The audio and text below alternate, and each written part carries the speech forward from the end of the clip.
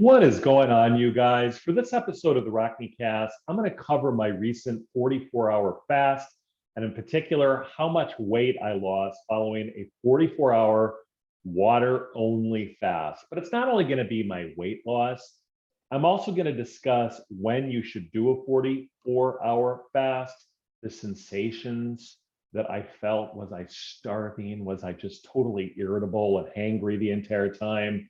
Did I go on a food bender afterwards and just gorge myself with food? And I'll cover a little bit in terms of the how, but for the most part, I'm going to punt on that question because I'm not a doctor. I'm also just going to cover some related topics to whether I should be proud of my results or whether they're just total bullshit, that they're not that really impressive. But first, I want to establish a little bit of my credentials. I am not a doctor. I am not a nutritionist. I'm just an experienced layperson faster that has been intermittent fasting for about 2 years and been reading up a lot on it as a topic. I'm going to be a faster for life, definitely biased. I think it's a great way to lose weight. But I lost 60 pounds doing intermittent fasting quite easily and in a short period of time. I went from essentially 300 pounds to within a year, I'd lost about 60 pounds. And for the most part, I've kept the weight off completely. But a picture says 1,000 words.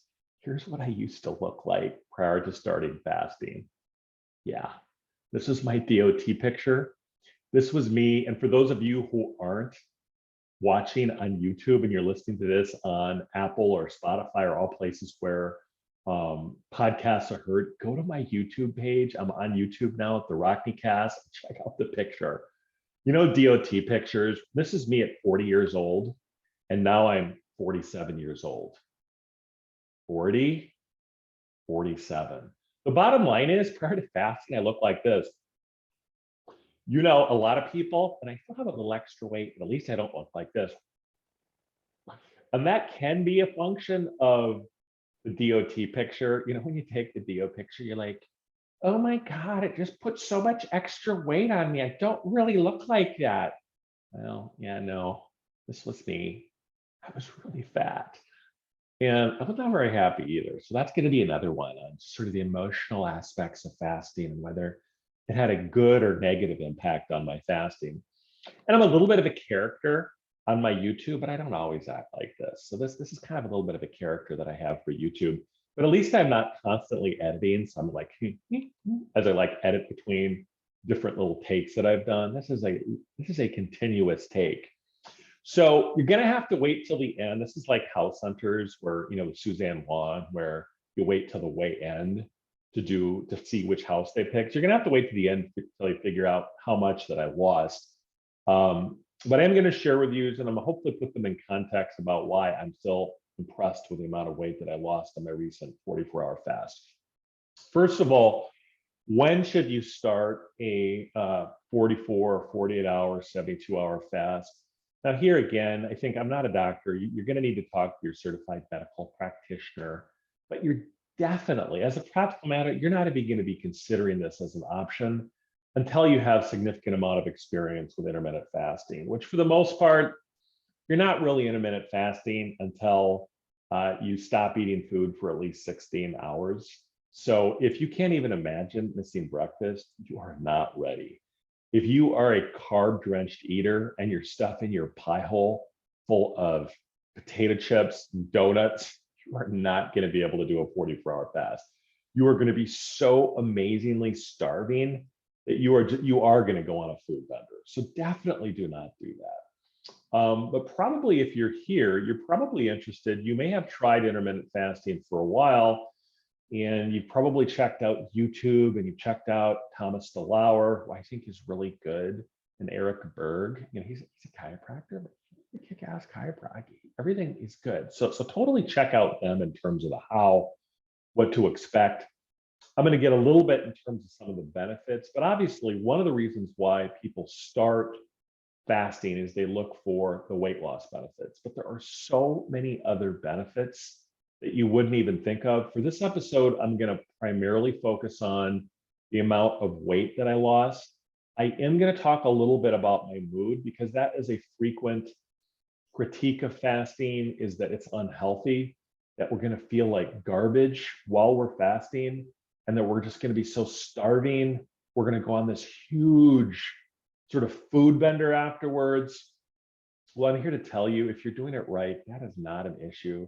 And especially if you couple it with a good, healthy ketogenic diet, that is not something I think you need to concern yourself with, at least based upon my own experience. But I am going to share with you how much I lost. I did a 44-hour fast, what my results were, and I'm going to get a little bit into whether I should be proud of my results. So in terms of the when, I wouldn't really start doing this until you've really looked and started doing intermittent fasting in the form of skipping breakfast. A lot of people think you're not even really fasting until you go beyond 24 hours. Now, beyond that, there is what's called a hormetic response. It's stressful to your body to do that. So most people do not recommend doing a 24 or 40-hour fast more than maybe once or twice a month. Some people do it every week. I think that's a little bit too much. I think they get a little bit too stressed out with that. But so in terms of the when, make sure you've done intermittent fasting for a while before you get started with that. So let's get into my sensations while intermittent fasting. Was I miserable for 44 hours? I mean, probably if you're here, you've done some fasting, you're wondering whether you should sort of take it to the next level. And I think you definitely should. There's definitely an optimization point. But one of the surprising things with the extended fast is that I'm not saying hunger is irrelevant or you won't feel hungry periodically as you fast. But for the most part, once you've built up your ability to go without food for an extended period of time in the form of skipping breakfast, here is the amazing thing. You will not feel hungry a lot more. You'll feel well and not hungry more than what you would otherwise think if you're used to eating throughout the day. You know, one critique of fasting is that it promotes unhealthy eating. And I think that is an absolutely fair critique in the sense of a concern that people have. But keep in mind where most people are starting with their fasting journey. First of all, if you're an ideal weight or you're underweight, by no means fast, because you don't have enough fat stores to tap and you'll get into your muscle. If you have any history of eating disorders, by all means, do not do it. And so consult with your practitioner, do it the completely conventional way. But I think this is largely way overblown as it applies to fasting, because this notion that you binge. So I'll get into whether I binged after the fast and first of all, my feelings during the fast. You will not feel nearly as hungry as what you think you will, especially if you've built up your ability to do it. You know, to me, it's like saying, roughly analogous to whether you're doing a marathon. You don't just run a marathon. You sort of train up for it. And yeah, it hurts to a marathon runner to do a marathon, but not nearly as much as it would if you just did it out of nowhere. So if you built up your capacity and you've also used the ketogenic diet, which is, you can learn about all that throughout YouTube, you're going to increase your ability to go without food for an extended period of time. And your body will learn how to tap its own fat stores. And the other thing is that so much of what we perceive as hunger is actually a hormone called ghrelin that is something that's triggered in anticipation of eating, and sometimes food itself can do it. And then there's also a hunger hormone called leptin, and leptin is something that makes you feel full. And so what fasting does is that it allows your hunger hormone, your ghrelin, and your satiety hormone, leptin, to get properly calibrated. So if you're eating all of the time, here's why people think you're going to binge. And here I'm just kind of pulling this out of my ass, but I have researched into it and I've looked into it. Here you can read, if you're concerned that I'm not a doctor, read the obesity code. This really covers this in great detail. You see my little book with all these little references here, the obesity code. But throughout the day, when you're eating throughout the day, you get these hunger spikes, which triggers a lot of your cravings. If you are eating a lot of carbs, your body gets addicted to carbs, just like it does any drug. And so, Fung brings this up in the obesity code. He talks about, this concern with binging. Well, binging is an overcompensation when you're super ravenously hungry. And he says, think about the foods that you consider comfort foods: mac and cheese, pasta, ice cream, apple pie, mashed potatoes, cake, things that contain highly refined carbohydrates, that is sugar. And those are the ones that it's easily become addicted to. And the other piece of it is that there are no natural, this is according to Dr. Fung, so he's a doctor, there are no natural satiety hormones to these sorts of highly processed foods. So it's really a double whammy. You are super hungry, right? Because your body is anticipating these foods. The second whammy is that there's no natural satiety hormones for these types of foods. So if this is the diet that you're used to, you can't even imagine skipping breakfast.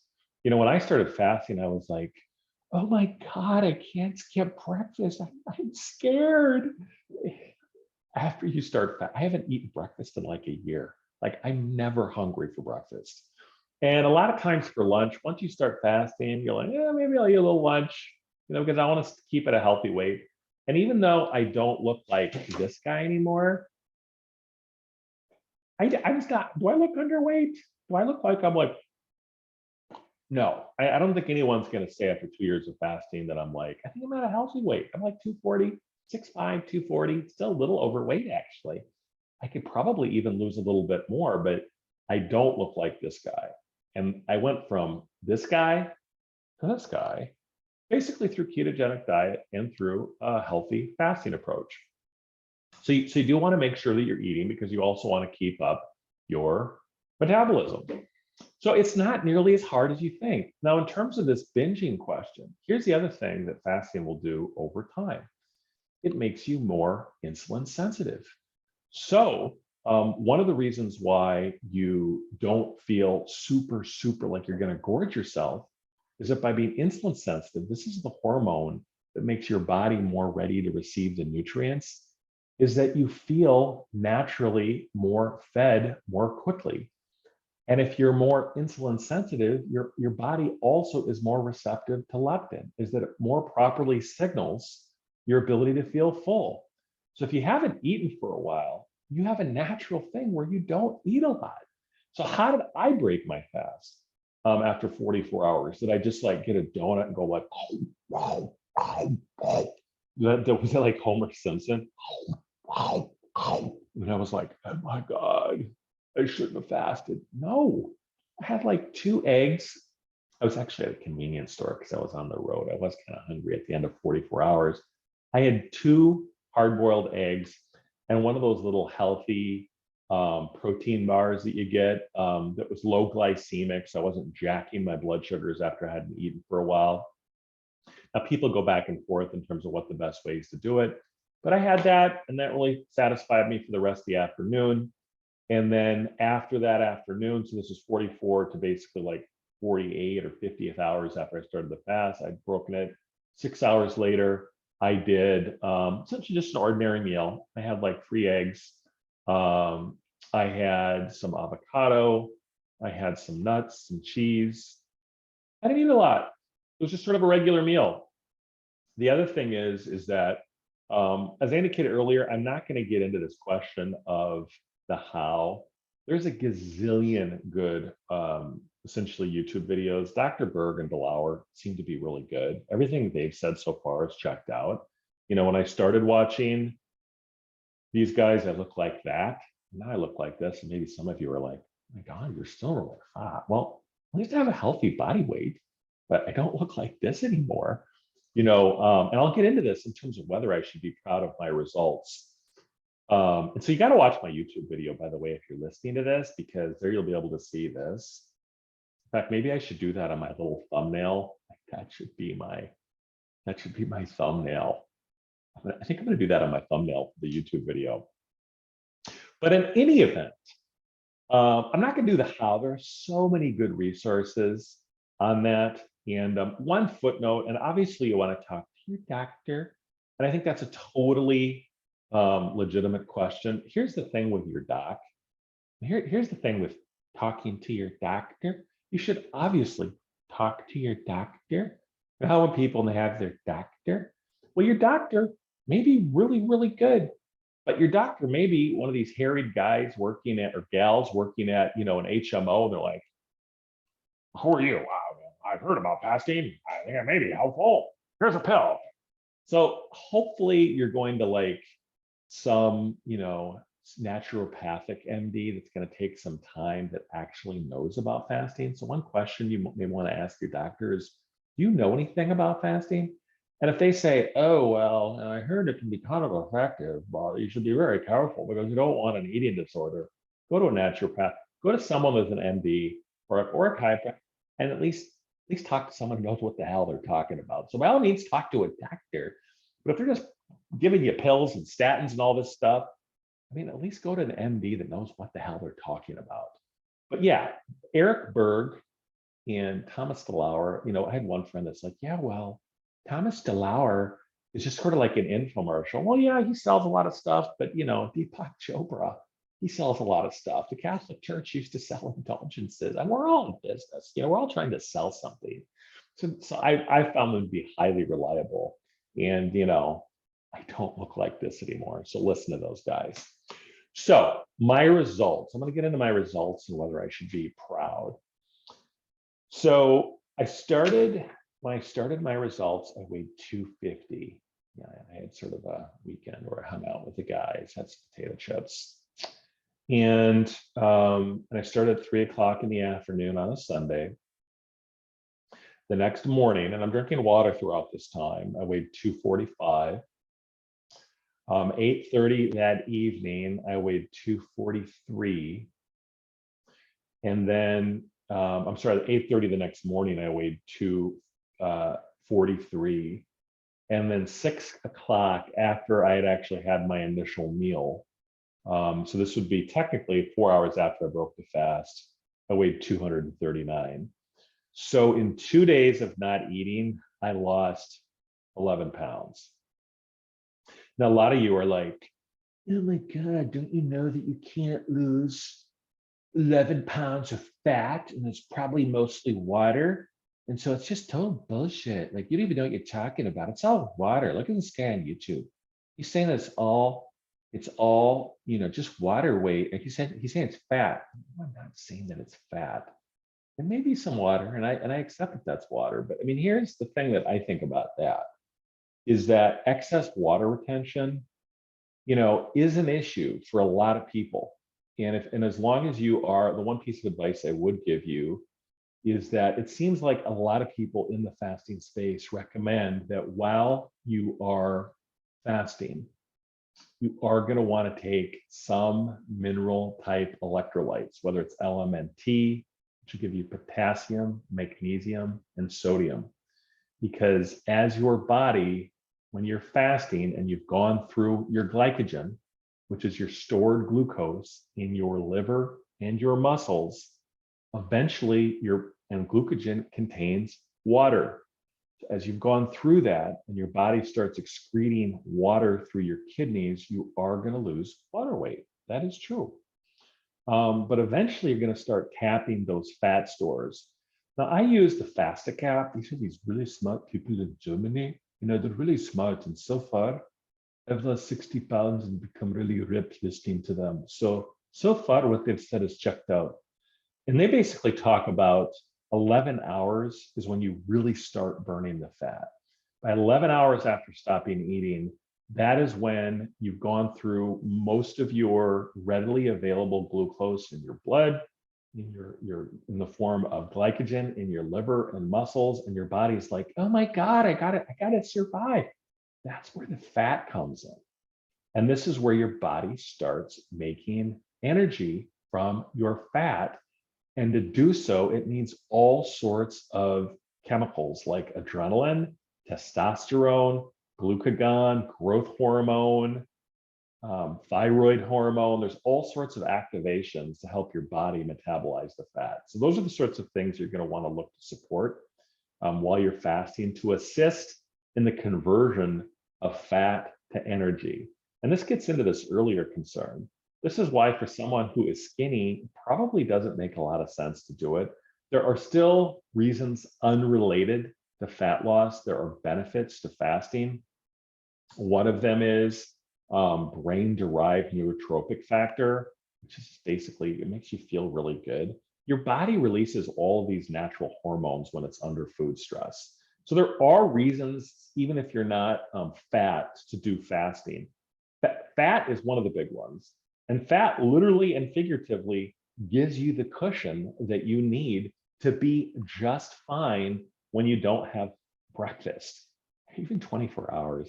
And even I've watched a lot and researched on this, unless you have some food conditions, which that's why talking to your doctor is still going to be good. So I'm not saying don't talk to your doctor, because if you're taking medication, you have a sodium issue where you have low sodium, these sorts of things, yeah, you are going to want to talk to your doctor about whether you should fast or not. But most of the concerns I've seen are from extended fast, 48, 72, 96.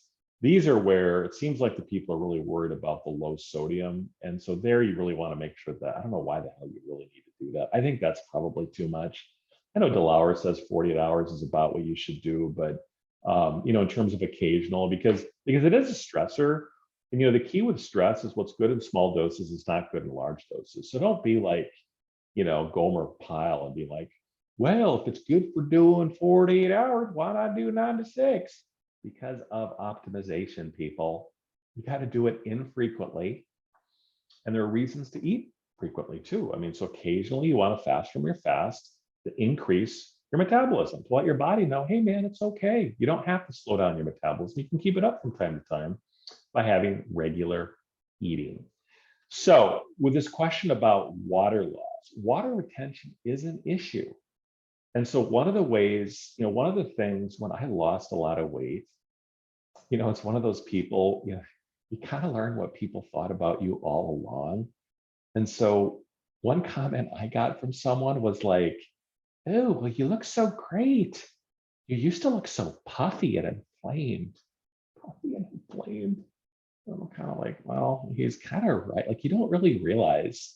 A lot of times you look at pictures, you're like, oh my God, the camera just puts on weight. I'm really not that fat. But that's the thing with a lot of carbs. Your body is storing all of this in the form of excess glycogen. And if you're not exercising a lot, you are holding a lot of water, probably excess water in your body. And you are going to look puffy. Look, yeah, that guy had too many carbs, had too much sugar, which is inflammation, and was stuffing his pie hole way, way too much. So this is why you don't want to do,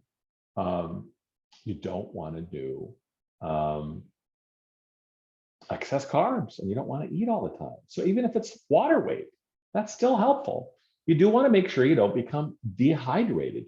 Duh. So you do want to drink water. I'm not saying it's a dry fast, and make sure that you're not drinking so much water that you're lowering your sodium, that you're drinking enough, maybe 6 to 8 glasses a day, and that you're using sometimes a little salt, some mineral-based electrolytes. Potassium, magnesium, and sodium seem to be the big 3 that most people suggest, but do your own research on that. And so my response to that is, oh, there's that darn 12 o'clock whistle. Sorry, people, I live in this small town and they do a 12 o'clock whistle every day. Who the hell does that? I think I'm gonna run for city council and tell them to stop that damn whistle every day. I don't like editing too much because then you get all this herky jerky, like Max Headroom, editing from the YouTube. I like to have some continuity to my YouTube videos, and plus it's more natural and real, so it's not like overly produced. So I think if you're losing the excess water, most people, you're going to be less puffy. You're going to be less puffy in your body, and you're going to look better. This is puffiness. This is excess water. That's not only fat, but fat also contains water too. So I think the research I've done indicates I probably lost about 1 to 3 pounds of fat, which for 2 hours is pretty good. Now, again, or for 2 days is pretty good. Now, I think people talk about losing about 1 to 2 pounds of fat a week is a good goal if you're trying to reduce that. But I do think the occasional 48-hour fast is a great way to kind of reset that. And so I did want to cite one study. It's not necessarily related to a 48-hour fast, but it is essentially a study from like 1959. And the reason why I'm studying it, it's called Fasting as an Introduction to the Treatment of Obesity by W.L. Bloom. It's in the journal Metabolism. And this particular study, and the reason why I'm studying this study, because some of you are like, oh my God, this guy's not a scientist. Like, how can I trust him if he never cites any studies? I'm like, okay, this is a 1959. I'll explain why I'm citing such an old study, but and then share with you whether my experience jives with the study. It's basically 9 obese patients. And I don't know about you, but I used to consider like obese meaning like you just kind of like waddle around like this. But this guy is clinically obese. I was clinically obese, so it could have been me. I could have been one of those patients. But they tracked 9 obese patients. This is a 1958 or 9-ish. 4 and 5 women in the hospital, but not in bed. So they weren't totally bedridden. Treatment was total abstention with food with free access to water for a period of 4 to 9 days. And they said the reports were there were few undesirable symptoms were felt. The patients reported a sense of well-being. Average weight loss at 29 days. So this is after the food restriction had occurred. And they didn't report what it was actually done. It was about 2.6 pounds. I think we're looking at probably 2.6 pounds of fat. And this was after they had actually stopped and gone back to their normal eating patterns. And here they made this caveat because I'm sure they had critics back in the time. They were careful to indicate that such losses exceeded those that could be explained by energy expenditure or loss of water in the urine. And the studies of the 17 hydrosteroids in urine at the beginning and end showed no evidence of increased adrenal activity. That's interesting. Sometimes people say that it does kind of jack your adrenals to be able to like oxidize or metabolize the fat. But here's the other thing. After the fast, a diet of between 600 to 800 calories produced satiety. But before the fast, that diet was unsatisfactory to the patient. Okay. So all I can report to you is that old study was exactly what I experienced, which is that after it's totally consistent. After you fast, you become full more quickly and you do not overeat. Now, I think one of the reasons why people think that you overeat is that, again, if you're just coming immediately from a carb heavy, that you're constantly stimulating your ghrelin hormone, your blood sugar levels, and you're dropping that, and you're going up, you're on this roller coaster. And then all of a sudden, you get addicted to food, which you're likely to with sugar, and then you withdraw from that. You're going to crave that. And then once you get it and there's no natural satiety hormone, you're going to overeat. So I think that's why you see like in the movies with eating disorders, we're like, oh my God, I have an eating disorder. And they gorge. Who gorges on like hamburger, and without the carbs? So that was exactly consistent with what I experienced. So I lost about, probably 1 to 2 pounds of fat, which is pretty good. That's a lot of fat. And then I also lost, maybe it was 8 to 10 pounds of water. I don't know, but I probably discharged extra water that I didn't really need. So I didn't look so inflamed. And I felt great. And that gets into the well-being. And here they've done a lot of research afterwards relating to the brain-derived nootropic factor, which is like this just incredible, like, I think it's like a hormone or some nutrient that's released. Do the research. I'll do one on the research of Mark Mattson, but there's a reason why we feel so good at 24 to 48 hours. The evolutionary biologists hypothesize that the reason this is that when we were out in the savannah, we had to feel good, because if we didn't feel good and have energy releases, we would die. We had to hunt. We had to get the elephant. So that's totally consistent. So after my own personal experience and looking at it all, I just think anyone who's a critic of fasting doesn't know what the hell they're talking about. It's probably like Betty or Kathy that went to like Waxahachie State in nutrition. And they're like, have a cup of milk and oatmeal, and then a little potato chip or like a potato for lunch that's low fat, and have a little bit of fat, a little bit of olive oil and salad for dinner.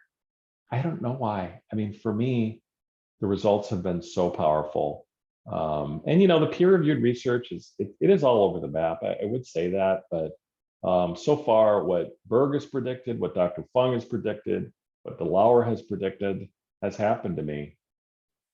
This was me, and this is me now. And I don't look totally underfed. I still like to eat, but I don't think I look like this anymore. So, friends, I hope you found this particular podcast helpful. I hope you subscribe. There should be like a little thing over here where if you press, you can subscribe to my YouTube channel, and reach out to me at rockneycast@gmail.com. I'm on Twitter, Rockney Cole. Direct message me if you have feedback on my show. You can send me, again, an email at rockneycast@gmail.com or rockneycole@gmail.com. I'd be happy to respond to any questions, concerns you have, critiques, saying that it's too long. Please continue to spread the word of the Rockneycast in terms of what we're trying to achieve. Give me positive reviews. Say that I'm the best podcast ever on Spotify, Apple, and all places where podcasts are heard. Infinite gratitude to you to tuning in. I hope you found this podcast useful, entertaining, and fun. And I hope it changed your life in a positive way. Thank you so much. And we'll continue to do high quality contests on fasting, ideas, books, movies, everything else, basically everything that I'm freaking interested in. Primarily fasting, though. I think that's where the podcast is headed. But we're still going to do all sorts of different topics, including maybe a little bit in politics here pretty soon. I haven't covered that lately. But so until next time on the Rockneycast.